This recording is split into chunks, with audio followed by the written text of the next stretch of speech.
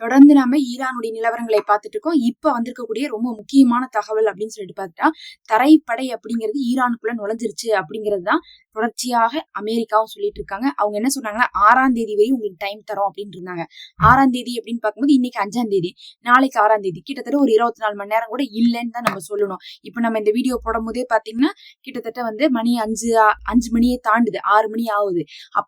இப்ப வந்து உங்களுக்கு பாத்தீங்கன்னா இன்னைக்கு நைட் 12 மணி வரையும் தான் அவங்க டைம் கொடுத்துருக்காங்கன்னு அர்த்தம். அப்ப 6ஆம் தேதியே உங்களுக்கு என்ன ஆகுது, தரைப்படையுடைய வேலையை ஆரம்பிக்கிறாங்க. ஆனா ஆரம்பிக்கிறாங்கன்னா அதுக்கப்புறம் தான் நுழைய போறாங்களான்னு கேட்டா கிடையாது. ஆய்வாளர்களும் சொல்றாங்க, அமெரிக்காவும் சொல்றாங்க, எங்களுடைய தரைப்படையை நாங்க ஹோல்ட் பண்ணி வச்சிருக்கோம் அப்படிங்கிறாங்க. ஹோல்ட் பண்ணி வச்சிருக்காங்கன்னா என்ன அர்த்தம்னா, அவங்க நுழைஞ்சிட்டாங்க, ஆனா அவங்க அதுக்கு மேற்கொண்டு அவங்க வந்து தாக்குதல் செய்யறதுக்கான முயற்சியில இறங்காம இருக்காங்க அப்படிங்கறது அதுக்கான அர்த்தம்.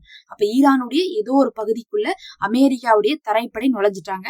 அதுதான் வந்து ஆய்வாளர்களும் சொல்லிட்டு இருக்காங்க, அமெரிக்காவும் சொல்லிட்டு இருக்காங்க. 6ஆம் தேதி நாளையில இருந்து தரைப்படை என்ன பண்ண போகுது அப்படிங்கிறது ஒரு பெரிய கேள்வியா இருக்கு. இதுக்கு நடுவுல அமெரிக்காவுடைய ட்ரம்ப் மறுபடியும் அந்த 6ஆம் தேதியை நினைவுபடுத்திருக்காரு. இன்னைக்கு நினைவுபடுத்துறது மட்டும் இல்லாம பெட்ரோ கெமிக்கலை வந்து நாங்க ஈரான்ல வச்சு அடிச்சிட்டோம், அடுத்தது வந்து பார்த்தா எலக்ட்ரிக் ஃபீல்டு இருக்கு பாருங்க, எலக்ட்ரிக் பிளான்ட், அதை அடிக்க போறோம் அப்படிங்கறத வந்து சொல்லியிருக்காங்க.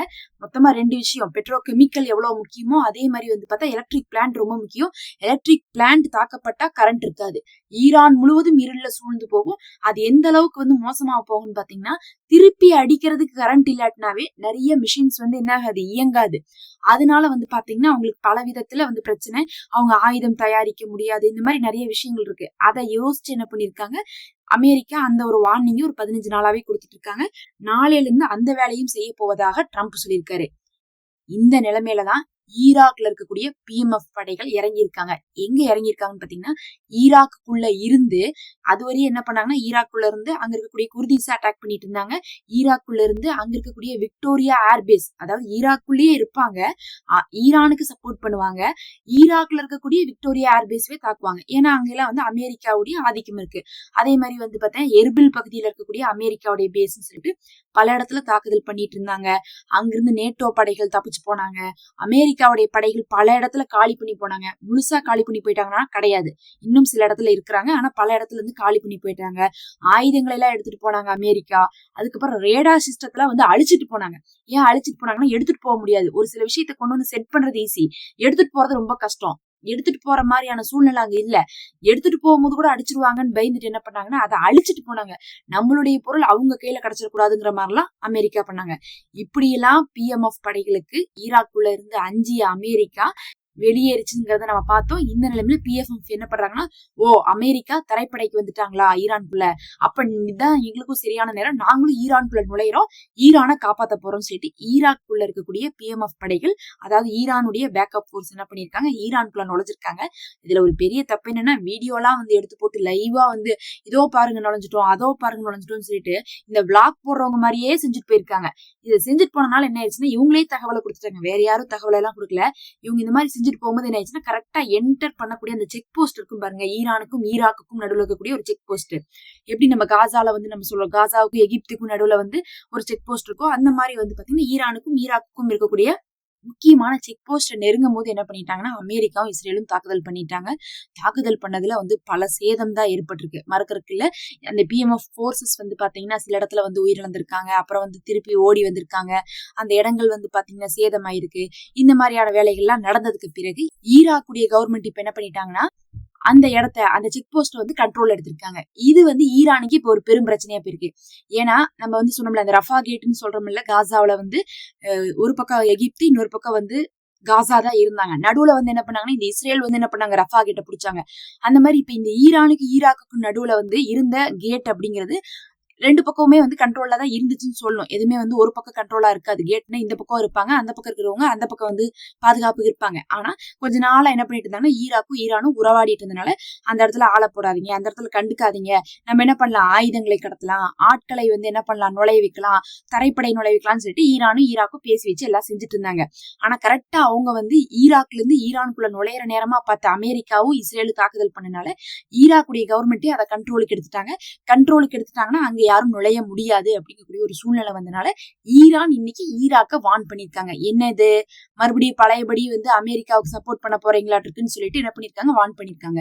ஒரு காலத்துல ஈராக்கு அமெரிக்காவுக்கு சப்போர்ட் பண்ணிட்டு தான் இருந்துச்சு. ஏன்னா வந்து இந்த அரபு நாடுகள் மாதிரி என்ன பண்ண முடியும், அவங்களெல்லாம் ஒண்ணும் பண்ண முடியாது அப்படின்னு நினைச்சிட்டு இருந்தவங்க, இல்லையே ஈரான் இந்த அடி அடிக்கிறாங்க, இவங்களுக்கு எதுக்கு நம்ம சப்போர்ட் பண்ணலாம், நம்ம அதுக்கு பேசாம ஈரானுக்கே சப்போர்ட் பண்ணிக்கலாம்னு இறங்குனாங்க. ஈராக்கு இதுவரை இறங்கி இருந்தாங்க. இப்ப அந்த செக் போஸ்ட் புடிச்சது வந்து ஈரானுக்கு கொஞ்சம் ஒரு உறுத்தலா இருக்கு. மிரட்டி இருக்காங்க ஈராக்க. பார்க்கலாம் ஈராக் வந்து இது எதுக்காக பிடிச்சாங்க அப்படிங்கிறது நமக்கு தெரியாது. ஏன்னா வந்து ஈரானுக்குள்ள ஆளை விடக்கூடாதுங்கிறக்காக பிடிச்சாங்களா, இல்ல வந்து பார்த்தா அமெரிக்கா இஸ்ரேல் அந்த இடத்துல நுழைஞ்சிடக்கூடாதுங்கிறக்கா இவங்க வந்து கண்ட்ரோலுக்கு வர மாதிரி கண்ட்ரோலுக்கு வந்திருக்காங்களா அப்படிங்கிறது இன்னும் 1-2 நாள்ல தெரிஞ்சிடும். இதை வந்து இப்போதைக்கு ஈரான் வார்ன் பண்ணியிருக்காங்க. அப்ப என்னன்னா அமெரிக்காவுடைய தரைப்படை எங்கேயோ ஈரானுக்குள்ள நுழையிறாங்க, கிட்டத்தட்ட நெருங்கிட்டாங்க. அதாவது வந்து உள்ள நுழைஞ்சிருக்காங்க, ஆக்ஷன் மட்டும் எடுக்கலன்னு சொல்லிட்டு அமெரிக்காவும் போருடைய மூத்த ஆய்வாளர்களும் சொல்லி கொண்டிருக்காங்க. இந்த நேரத்துல வந்து பார்த்தா ஈராக் வேற உள்ள வந்து ஹெல்ப் பண்றேன்னு வந்துட்டாங்க. தரைப்படை வந்துருச்சு, இனி நானும் நுழைஞ்சிரும்னு சொல்லிட்டு வந்தவங்கள கொஞ்சம் வந்து என்ன இருக்கு, இப்ப தாக்குதலின் காரணமாக தடுத்து நிறுத்த வைக்கப்பட்டிருக்கு. நாளைக்கு வந்து பாத்தீங்கன்னா, அதாவது 6ஆம் தேதி, நான் இன்னைக்கு 5ஆம் தேதி போடுற வீடியோ, 6ஆம் தேதி வந்து பாத்தீங்கன்னா தரைப்படையுடைய ஆக்ஷன் எடுப்போம் அப்படிங்கிற மாதிரியும், இல்ல நாங்க வந்து எலக்ட்ரிக் பிளான்ட் எல்லாம் தாக்குவோங்கிற மாதிரியும் 2 விதமான அறிவிப்புகள் வந்து பாத்தீங்கன்னா ட்ரம்ப்ட்டு இருந்து வந்துட்டே இருக்குது. பார்க்கலாம் என்ன பண்றதுக்கு இவங்களுக்கு பிளான் இருக்குன்னு பாத்தீங்கன்னா, எலக்ட்ரிக் பிளான்ட்டை அடிச்சு போட்டு அதுக்கப்புறம் தரைப்படை வச்சு ஆக்ஷன் எடுக்கிறதா ஒரு ஐடியா இருக்கு. ஏன்னா எல்லாத்தையும் கொண்டு போய் வச்சுக்கலாம், ஆனா எல்லாமே அவங்கள்ட்ட பவர் கையில இருக்கும் போது நம்ம அவங்கள போய் சண்டை போட்டா நம்மளால ஜெயிக்க முடியாது. அவங்களுடைய கரண்ட்டை போக்கி அவங்களுடைய எல்லா சிஸ்டத்தையும் பாதிக்க வச்சதுக்கு பிறகு என்ன பண்ணலாம், நம்ம வந்து உள்ள போலாம். எப்படி வந்து காசாக்குள்ள என்ன பண்ணாங்க, ஃபுல் கரண்ட்டையும் அடிச்சு போட்டு உள்ள போனாங்கல்ல, அந்த மாதிரி இவங்க என்ன பண்றாங்கன்னா, அந்த ஃபோர்ஸ் வந்து சண்டை போடணும்னா கூட, அந்த தரைப்படை சண்டை போடணும்னா கூட அங்க இருக்கக்கூடிய நிலைமையை வந்து என்ன பண்ணிடுறாங்கன்னா ஆல்ரெடி ஈரானுக்கு சாதகம் இல்லாம பண்றாங்க. அதுக்காக வந்து எலக்ட்ரிக் பிளான்ட்டை கை வச்சாங்கன்னு வச்சுக்கோங்க, அது ஒரு 2-3 நாள் போகும். அந்த 2-3 நாளுக்கு அப்புறம் என்ன பண்ணுவாங்க, தரைப்படையை ஆக்ஷனுக்குள்ள இறக்கிடுவாங்கன்னு சொல்லப்படுது. அதே சமயத்துல ரொம்ப ரொம்ப முக்கியமாக வந்து பாத்தீங்கன்னா, ஒரு பைலட் வந்து பாத்தீங்கன்னா கைது பண்ணிருக்காங்கன்னு சொன்னாங்க. இன்னொரு பைலட்டை வந்து நாங்க தேடிட்டு இருக்கோம்னு சொன்னாங்கல்ல, அந்த பைலட்டுக்காக வந்து பாத்தீங்கன்னா நிறைய வந்து கோடிக்கணக்கான காசை கொடுக்கறதுக்கு ஈரான் இப்போ தயாரா இருக்கு. யார் வேணா கண்டுபிடிச்சு சொல்லுங்க, நாங்க உங்களுக்கு என்ன பண்றோம், காசை கொடுக்குறோம்னு சொல்லிட்டு ஈரான் அறிவிச்சனால பொதுமக்கள் அந்த இடத்துல போயிருக்காங்க. அதுக்கப்புறம் வந்து பார்த்தா அங்க இருக்கக்கூடிய IRGC போயிருக்காங்க. அந்த ஒரு மலைப்பகுதி சொல்றாங்க ஈரான்ல, அந்த மலைப்பகுதியில தான் அவர் லேண்ட் ஆயிருக்கணும்னு சொல்லிட்டு யூகிக்கப்படுது. அந்த இடத்துல அமெரிக்காவுடைய போர்ஸும் வந்திருக்காங்க. அந்த இடத்துல தாக்குதல் நடத்தப்பட்டிருக்கு அமெரிக்கா போர்ஸ்க்கும் IRGCக்கும் நடுவுல. அதுல IRGC வந்து என்ன பண்ணிருக்காங்க, அமெரிக்காவுடைய ஹெலிகாப்டரை சுட்டு வீழ்த்திட்டாங்க.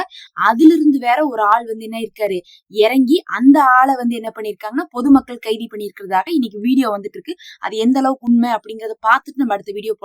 ஏன்னா ஒருத்தர் வந்து கைது பண்ணிருக்காங்க, கைது பண்ணிட்டு அரைக்குறை ஆடையோட உட்கார வச்சிருக்காங்க, பொதுமக்கள் அடிச்சு முட்டி போட்டு உட்கார வச்சிருக்காங்க. அங்க பார்த்தா ஹெலிகாப்டர் எங்கேயோ வந்து செதறி வடிச்சு கிடக்குது. அங்க வந்து IRGC வந்துட்டு இருக்கு, பொதுமக்களும் பிடிச்சு வச்சிருக்காங்க. இது ஒரு பெரும் பரபரப்பை இப்ப அமெரிக்காக்குள்ள ஏற்படுத்தி இருக்குது. அமெரிக்காவுக்கே அங்க ஒண்ணும் புரியல. இப்ப இது வந்து மாட்டினது யாரு, ஹெலிகாப்டர்ல போனாங்களே அவரு மாட்டிருக்காரா, இல்ல முன்னாடியே நேத்து வந்து போர் விமானத்துல தாக்கப்பட்டாரே அவரு மாட்டிருக்காரான்னு சொல்லிட்டு இப்ப ஒரு பெரும் குழப்பமாக இருந்துட்டு இருக்கு. நம்ம அதை அடுத்த வீடியோல கன்ஃபார்ம் பண்ணலாம். மறக்காம சப்ஸ்கிரைப் பண்ணிக்கோங்க, தொடர்ந்து இணைந்திருங்க.